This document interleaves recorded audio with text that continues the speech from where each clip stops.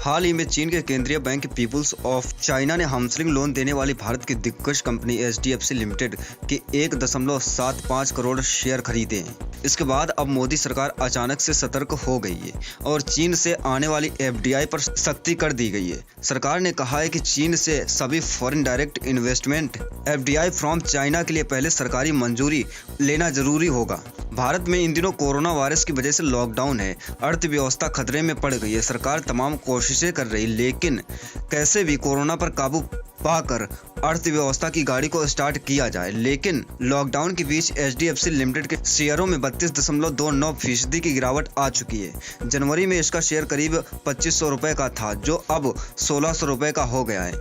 इसी बीच मौके का फायदा उठाते हुए चीन ने एचडीएफसी लिमिटेड के बहुत सारे शेयर खरीद लिए।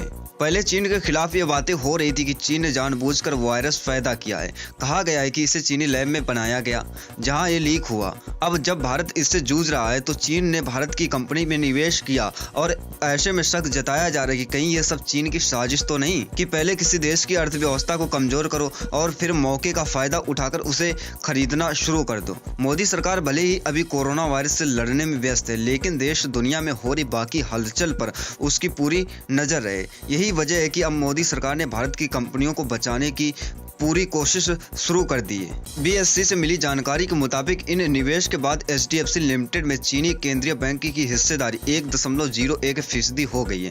बता दें कि एचडीएफसी में पहले से कई विदेशी कंपनियों और संस्थाओं की इससे ज्यादा की हिस्सेदारी है। इनमें इन्वेक्सो ओपन हीमर डेवलपिंग मार्केट 3.33%, सिंगापुर सरकार 3.23% और Vanguard total international stock index fund 1.74% भी शामिल है। मोदी सरकार के इस सख्त कदम से पेटीएम, जोमेटो, बिग बास्केट और ड्रीम 11 जैसी कंपनियों पर असर पड़ सकता है। कई स्टार्टअप भी फंड की बातचीत कर रहे हैं, उन्हें भी कई दिक्कतों का सामना करना होगा। यूनिकॉर्न यानी स्टार्टअप जिनका वैल्यूएशन $1 अरब से अधिक होता है, उन्हें भी इससे बड़ी दिक्कत होने वाली है।